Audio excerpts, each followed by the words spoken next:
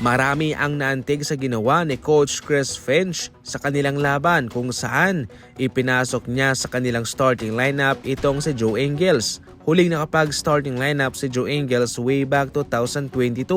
Ginawa po ito ni Coach Chris Finch dahil full attendance ang buong pamilya ni Joe Ingles, especially kasama pa yung kanyang anak na si Jacob na mayroong autism. Ito ho yung malaking bagay para kay Joe Ingles kasi for the first time ay makikita siya na maglaro ng kanyang anak na si Jacob sa live, sa personal mismo. Kaya siya ipinasok mismo sa starting lineup despite na nag-average siya ng 0.8 points. Hindi nakapagpunto sa loob ng 6 na minuto itong si Joe Ingles, pero malaking bagay na po yun sa kanyang pamilya, especially sa kanyang anak. Na-appreciate mismo ni Joe Ingles ang ginawa ng kanyang head coach sa kadahilan ng malaking bagay ang kanilang mga laban sa ngayon, especially na sila ay naghahabol pa ng playoff spot at makaiwas sa play-in tournament. Subalit, nanalo pa rin naman sila at tambak pa nga yung kanilang kalaban sa 41 points.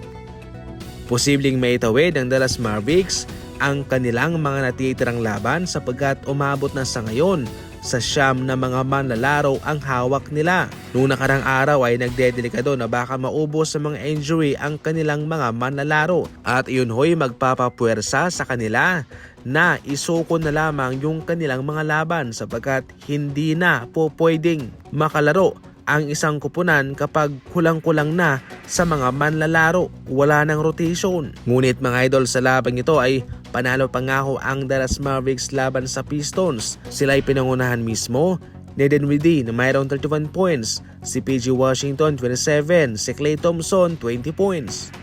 Sa ating huling balita, planong i-waive naman ng Los Angeles Lakers na Alex Len and Cam Reddish dahil meron silang planong i-promote ang kanilang mga two-way contract players, pero dalawa lang ang kanilang maipopromote at heto yung kanilang mga pagpipilian, si Goodwin, si Jamison at si Koloko. Mataas ang ekspektasyon kay Alex Len pagkatapos na siya ay kinuha ng Los Angeles Lakers, pero so far ay hindi nga umayon sa kanilang inaasahan yung naging resulta ng kanyang paglalaro. Samantalang si Cam Reddish naman ay hindi nagagamit. Definitely si Goodwin ang posibleng ma-promote dito sapagkat paborito po siya ng Los Angeles Lakers at nagagamit ni Coach JJ Redick ang kanyang depensa. Samantalang sila ay magkakaroon naman ng mahirap na desisyon kung sino kay Koloko at kay Jamison ang kanilang ipopromote sapagkat ang dalawang big man na ito ay wala pang ganong experience. Pero para sa akin lang mas pabor ako dito kay Jamison, mas physical. So definitely, all goods na si Goodwin. Paborito po siya. Ngayon para sa inyo, kung kayo ang pipili, sino ba? Si Koloko o si Jamison? I-comment lang yan sa comment section.